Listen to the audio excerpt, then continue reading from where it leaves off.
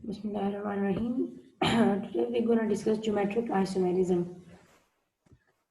The restricted rotation of groups joined by a double bond give rise to stereoisomerism known as geometric isomerism. स्टीरियोआइसोमेरिज्म में हमने ये बात discuss की थी कि जब आपके पास सिंगल बॉन्ड के थ्रू स्पेस में जब रोटेशन होती है तो हम कहते हैं कि इसकी वजह से स्टीरियोआइसोमेरिज्म आ जाती है। अब जिन कंपाउंड्स में डबल बॉन्ड होता है तो उसमें रोटेशन नहीं हो सकती, लेकिन फिर भी उनमें आपके पास जो है स्टीरियोआइसोमेरिज्म हो सकती है। लेट्स सी, आपके पास एक carbon carbon double bonded compound है इस तरह से। अब लेट सपोज आपके पास एक आर ग्रुप इधर है, एक जो है इधर है, यहाँ पर आपके पास हाइड्रोजन और इस साइड पे एक हाइड्रोजन। अब ये जो कंपाउंड है ये आपके पास हम कहते हैं कि ये ट्रांस है, क्योंकि इसमें दोनों जो आर ग्रुप है वो ऑपोजिट साइड पर है। जब आपके पास दोनों R group same side of the double bond होंगे तो हम इस कॉन्फ़िगरेशन पे जो है हम सिस कहते हैं। अब यहाँ पर जो रिस्ट्रिक्टेड रोटेशन या रिस्ट्रिक्टेड रोटेशन का क्या मतलब है, कार्बन कार्बन डबल बॉन्ड जब बनता है तो आपके पास क्या sp2 हाइब्रिडाइजेशन होती है। sp2 हाइब्रिडाइजेशन में एक sp2 हाइब्रिडाइज्ड ऑर्बिटल इस तरह से ओवरलैप करके आपके पास एक सिग्मा बॉन्ड बन जाता है, और अनहाइब्रिडाइज्ड ऑर्बिटल जो होता है उसमें लीनियर या साइड वाइज ओवरलैप हो जाती है तो आपके पास पाई बन जाता है। अब अगर आप इसमें से एक इस कार्बन को लेट सपोज आप रोटेट कर दें एट द 90 एंगल, इस तरह से आप इसको रोटेट कर दें तो क्या होगा कि आपके पास एक जो अनहाइब्रिडाइज्ड पी ऑर्बिटल है वो इस तरह से स्ट्रेट होगा, लेकिन दूसरा आपके पास इस तरह से हो जाएगा। एक स्ट्रेट है इस तरह से और एक आपके पास इस तरह से आ गया है, तो अब ये दोनों ओवरलैप नहीं कर सकते, तो बॉन्ड टूट जाएगा।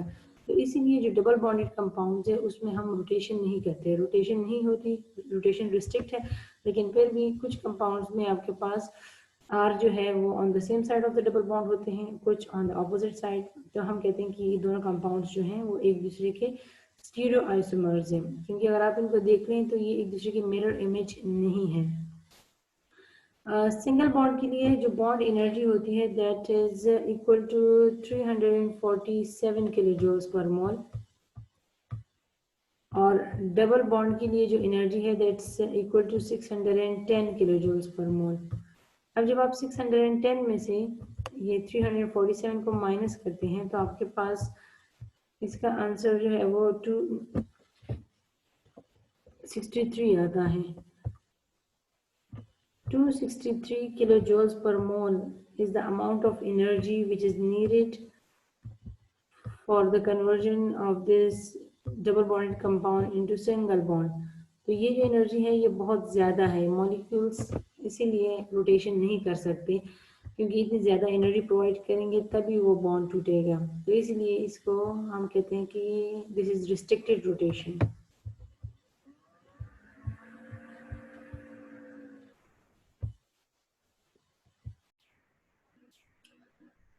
कुछ कंपाउंड्स में ऐसा होता है कि आपके पास कार्बन कार्बन डबल बॉन्ड भी होगा और उसके साथ जो है आपके पास इस तरह से और एक ऐसा कार्बन एटम भी होगा जो स्टीरियो सेंटर होगा।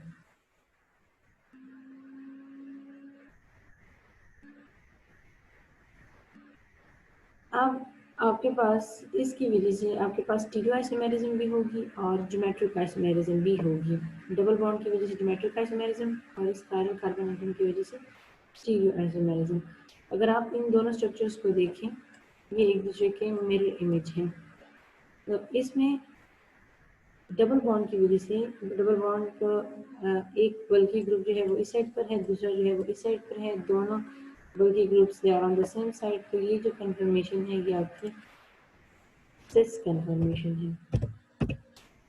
अब यहाँ से जो स्टीरियो आइसोमेरिज्म जो आपका जो स्टीरियो सेंटर है अब उसकी वजह से ये कंपाउंड या तो डेक्स्ट्रो रोटेटरी होगा या फिर लीवी रोटेटरी होगा। तो हम कहेंगे कि ये आपका सिस डी एल पेयर है। एक सिस है पर डी है और दूसरा सिस है पर एल है इस कार्बन की वजह से। सेकंड नंबर पे ये एग्जांपल है, इसमें देखें एक बल्कि आर ग्रुप इधर है, दूसरा बल्कि जो ग्रुप है वो इस साइड पर है, दोनों ऑपोजिट पे हैं। इसमें भी आप देख रहे हैं एक आपका इस साइड पर है और दूसरा इस साइड पे। आपकी ये ट्रांस कन्फर्मेशन है। और फिर इसमें ये होगा कि ये जो स्टीरियो सेंटर है it can be either dextrorotatory और लीवो रोटेटरी। तो ये आपका जो है ट्रांस